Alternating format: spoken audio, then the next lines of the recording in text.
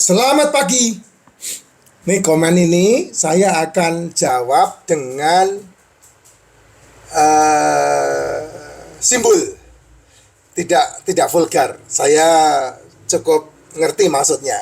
Betul Pak Jes? Sebenarnya apa SICEN adalah GUGU de adang GUGU de ada eng uangnya DODO TETR.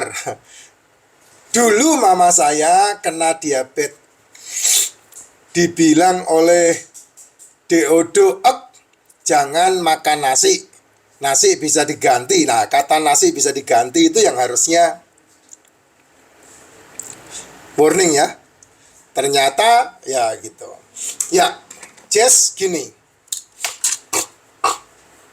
Tolong kamu simak benar-benar dan kemudian kamu menerjemahkannya bahasa saya. Yang pertama, ada siklus. Siklus ini kamu harus pahami dulu. Ya.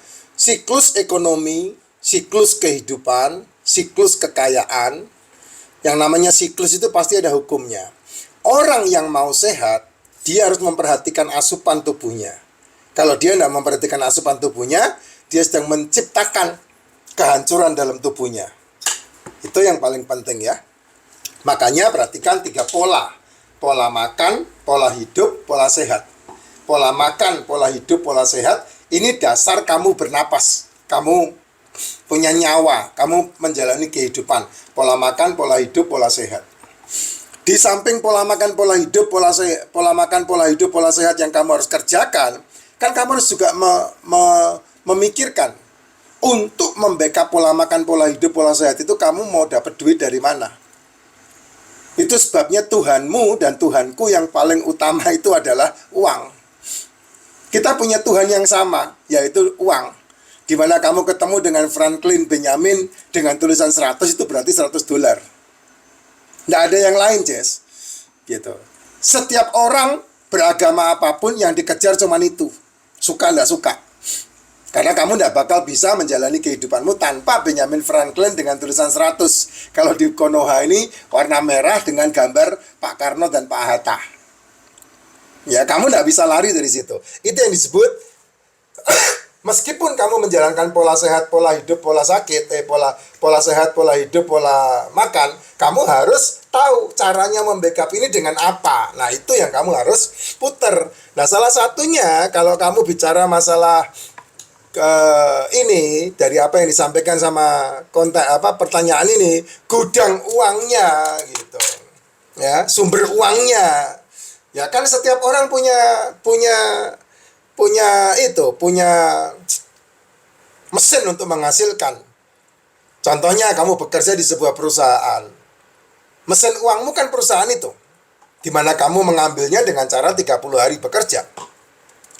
Kalau maaf ya, saya vulgar ya, supaya kamu bisa paham semuanya. Kalau kayak orang yang punya toko, mesin uangnya ya di toko tersebut. Tapi kan untuk dia tokonya berjalan kan dia harus supply dengan barang-barang yang dijual. Nah, mesin uangnya dia di situ. Toko itulah yang menghasilkan uang buat dia. Semuanya seperti itu, Jess. Termasuk kiaimu, termasuk pendetamu. Mesin uangnya siapa? Jemaahnya. Itu sama. Nah, kalau kamu bilang dokter, gudang uangnya pasiennya, ya itu memang wajar seperti itu. Jadi dunia ini adalah bagaimana kamu bisa memiliki mindset yang benar. Dan itu sudah ada pondasinya, sudah ada dasarnya. Kan saya udah pernah bilang di dalam salah satu konten saya, di mana hartamu berada, di situ hatimu ada. Kamu tidak akan pernah bisa menghasilkan uang dari jemaahmu kalau hatimu tidak ada di jemaahmu. Ini untuk kiai pendeta. Ya. Kalau kamu tidak punya hati di tokomu yang kamu setiap hari buka, ya kamu tidak akan bisa menghasilkan uang dari tokomu. Kalau kamu tidak bisa menaruh hati di pekerjaan kamu, di perusahaan di mana kamu bekerja, ya kamu tidak bisa mendapatkan uang dari pekerjaan kamu. Karena pekerjaan kamu benci-benci. Tiap hari kamu demo-demo, tiap hari kamu musuh-musuhi. Bosmu kamu kata-katain, bosmu kamu ngerumpiin. Ya, pekerjaan yang memberikan gaji kepadamu, kamu rumpiin, kamu jelek-jelekin di luar. Produk di mana kamu mengerjakan di perusahaan kamu jelek-jelekin di luar. Nggak bisa. Nggak bisa. Itu yang saya bilang, semua hidup ini di dalam dunia ini ada kepentingan yang kamu harus tahu. Gitu. Nah, oleh sebab itu, nasihat dari seorang raja yang sangat luar biasa. Namanya Raja Salomo. Raja Salomo ketika ditanya sama Tuhan ketika dia mendapatkan jabatan kerajaan, maka Salomo ditanya, kamu mau minta apa? Salomo tidak minta kekayaan, Salomo tidak minta tahta, Salomo minta hikmat. Nah, itulah kekuatannya. Makanya kamu, saya, kita semua butuh yang namanya wise, hikmat. Untuk apa? Untuk memilah dan menjadi manusia pertama yang diperintahkan oleh Tuhan. Semua pohon dalam taman ini boleh kamu makan buahnya, tetapi pohon pengetahuan yang baik dan yang jahat jangan kamu makan buahnya. Nah, berarti manusialah, kamu pribadilah yang akan bertanggung jawab kepada dirimu untuk membuat sebuah keputusan seadil-adilnya, sebenar-benarnya, sebaik-baiknya, seuntung-untungnya untuk kehidupan kamu dan orang-orang yang sekeliling kamu. Gitu. Jadi kita nggak bisa menyalahkan. Orang kita diobati mau kok. Bagaimana kita bisa menyalahkan? DO-nya nggak bisa.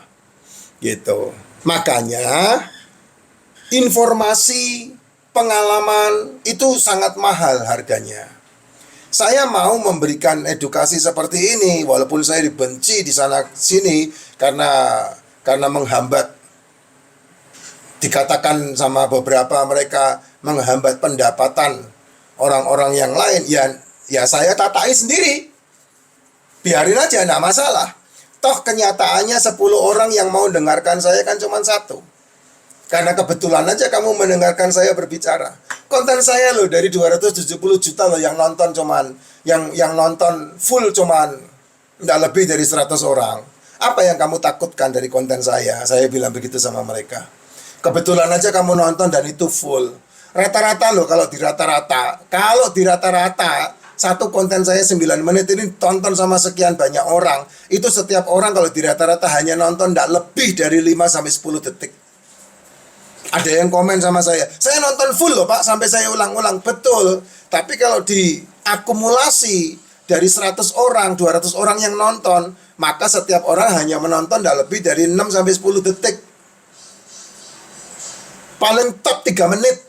Padahal kontennya 10 menit. Berarti gila kalau yang nonton 50.000 orang, kemudian akumulasinya setiap orang hanya nonton 3 menit, ya kamu pikirin aja. Gitu. Nah, itu akumulasi itu kan kita harus tahu banget ya. Itu Pak. Jadi kita nggak perlu, kalau udah kejadian anggaplah itu hari kemarin. Tapi kita bisa melihat dari hari depan yang bisa diberikan kepada kita. Yang jelas tidak pernah ada namanya penyakit itu diturunkan, tidak ada. Yang ada kesalahan kita lah yang membuat penyakit itu dalam kehidupan kita.